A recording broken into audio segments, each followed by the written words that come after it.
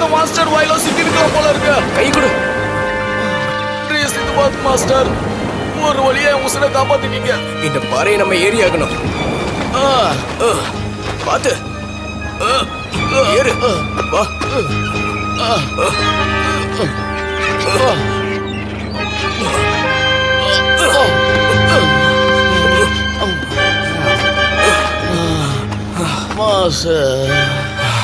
முதல்ல நமக்கு சாப்பிட ஏதாவது தேடணும்.